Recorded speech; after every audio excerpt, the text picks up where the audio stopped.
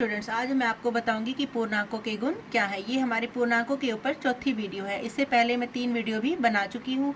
पूर्णांक क्या है, पूर्णांकों को संख्या रेखा पर कैसे निरूपित किया जाता है और हम पूर्णांकों की जमा घटा गुना भाग कैसे करते हैं, उनके क्या नियम है, उनका लिंक आपको नीचे डिस्क्रिप्शन बॉक्स में मिल जाएगा। तो चलिए स्टार्ट करते हैं। पूर्णांकों के गुण। पूर्णांकों का पहला गुण है हमारा योग के अंतर्गत समृद्ध।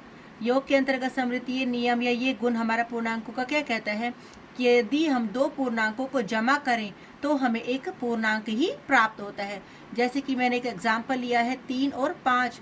3 भी एक पूर्णांक है और 5 भी हमारा एक पूर्णांक है। 3 और 5 को जोड़ा तो हमारा कितना आया, 8, और 8 भी हमारा क्या है, एक पूर्णांक है।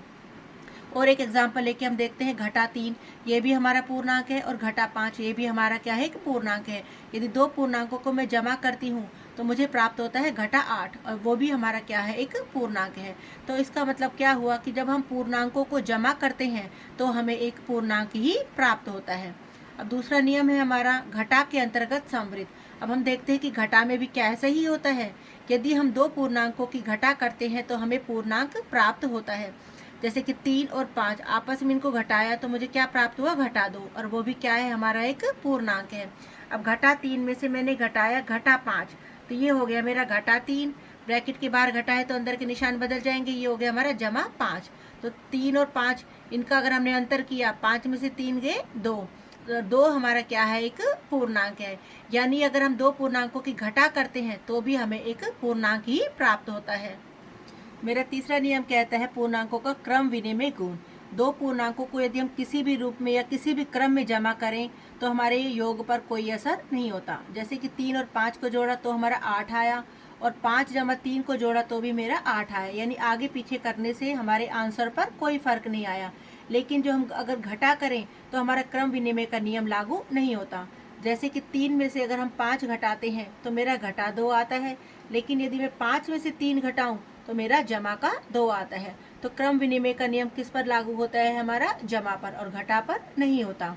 अगला नियम है मेरा साहचर्य गुण। पूर्णांकों के योग में साहचर्य नियम भी लागू होता है लेकिन घटा में नहीं होता।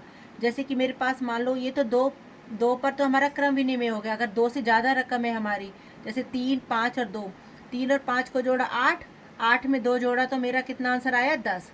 अब मान लो मेरी संख्या यही है, लेकिन मैं पहले 3 और 5 को ना जोड़ के 5 और 2 को जोड़ती हूँ।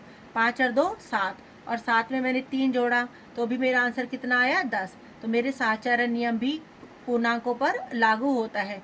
यानी हमारा आंसर पर कोई भी फर्क नहीं पड़ता। हम जमा आगे करें पीछे करें कोई फर्क नहीं होगा। अगला नियम है मेरा योज्य तत्समक। पूर्णांकों के लिए योज्य तत्समक क्या है, 0 है। यानी योज्य तत्समक यानी जमा करूँ तो मेरा वही आंसर आए। अब 5 में मैं क्या जोड़ूं कि मेरा 5 ही आंसर आए, तो नेचुरल है हमें क्या जोड़ना होगा, 0।